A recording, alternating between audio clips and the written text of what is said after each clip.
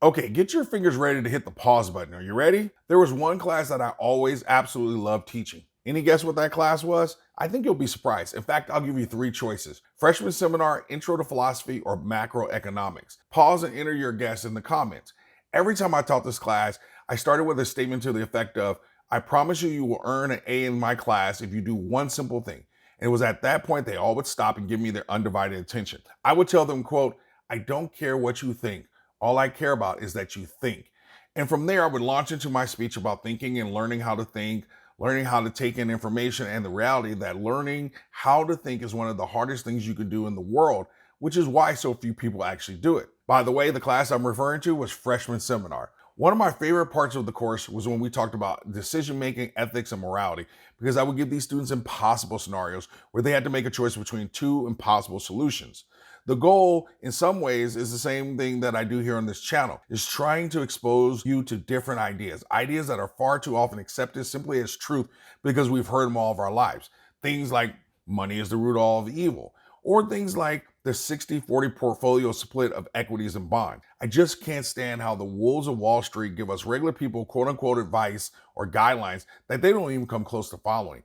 It's amazing with all the data and research we have, somehow the lie of a 60-40 portfolio continues. I mean, it completely ignores the very important role of gold and silver. Take a look at this table from a report Monetary Metals put out some time ago and notice the red circles. The first is the compounded annual growth rate. And notice what gold has done between 1972 and 2021. We never seem to hear about that, do we? Look at the next circles, which show the best and worst annual return. That aside, I want you to take a look at this next table that shows three portfolio allocations: 60-40 split, a 58-38-4 split, with 4% being gold, and a 48-32-20 split, with gold having a 20% allocation. This next slide shows what your return on $10,000 would be since 1972. And what do we see? The quote unquote aggressive 20% gold portfolio, labeled as 3A in the green line, has significantly outperformed the other two portfolios. This next slide includes a table with important metrics like how much you would have made in comparison. Again, we never hear about that. They never show us this type of data.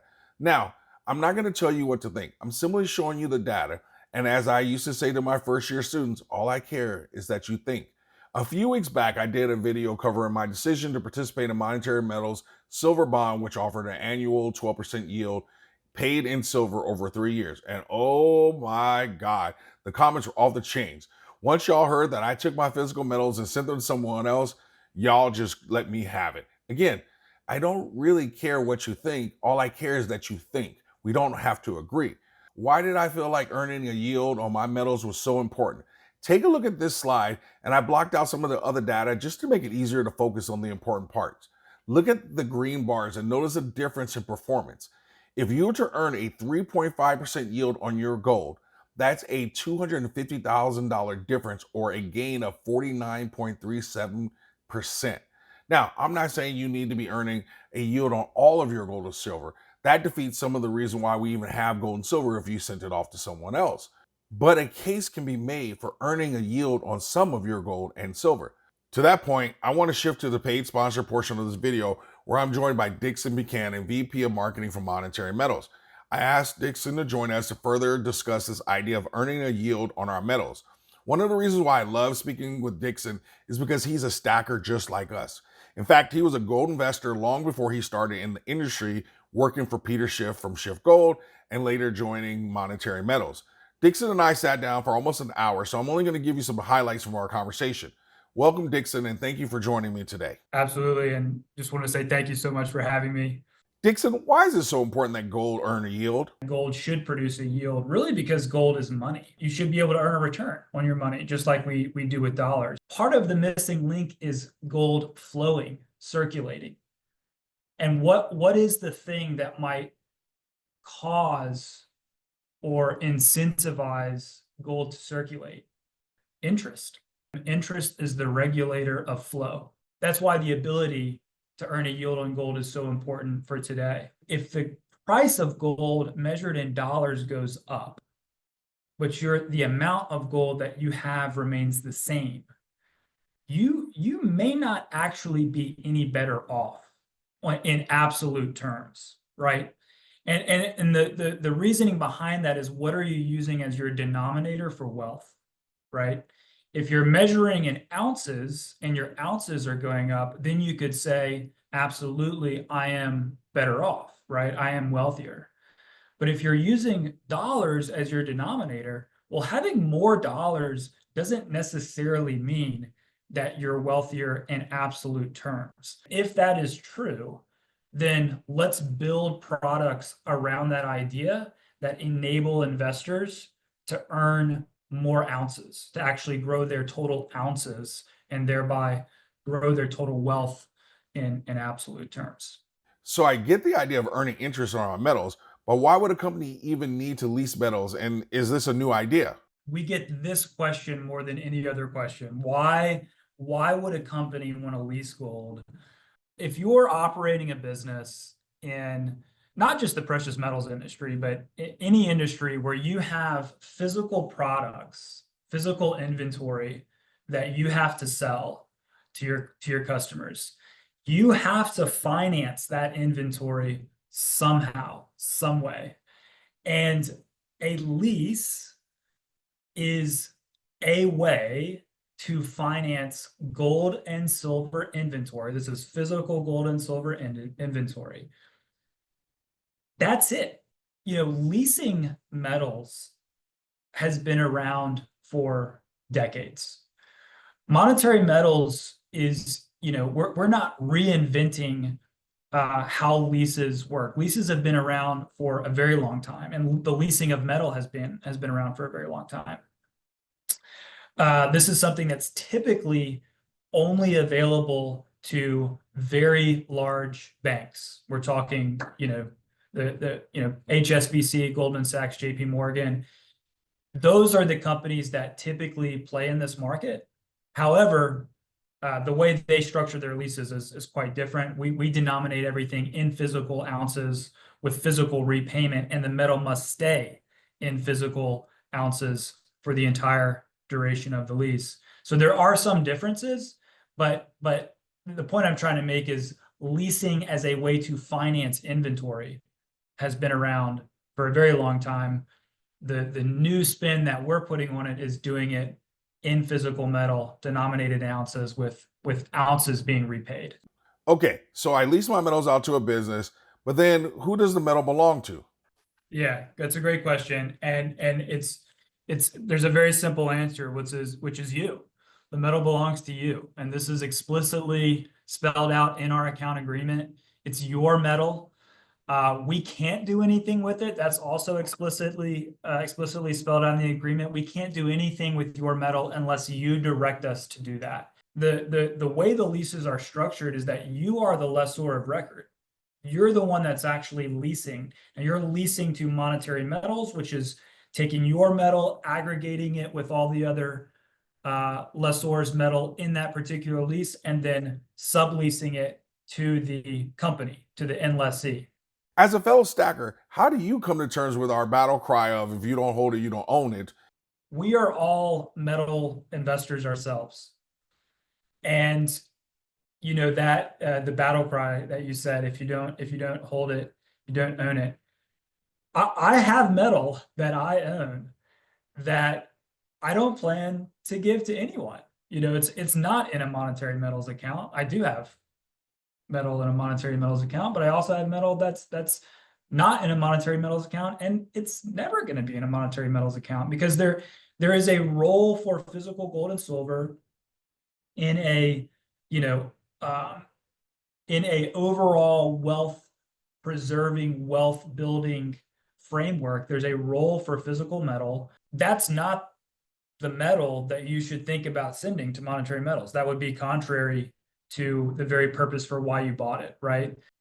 But there's a whole wide world out there beyond just that. Monetary Metals is seeking to build a bridge of products that get us from, the metal that you have at home or in a vault, that kind of no-touch metal, if you want to call it that, from there to all the different options you would have with your dollars let's start building out options for you to earn a return with your gold, not just with dollars. That's the arena that we're playing in and that we're building in.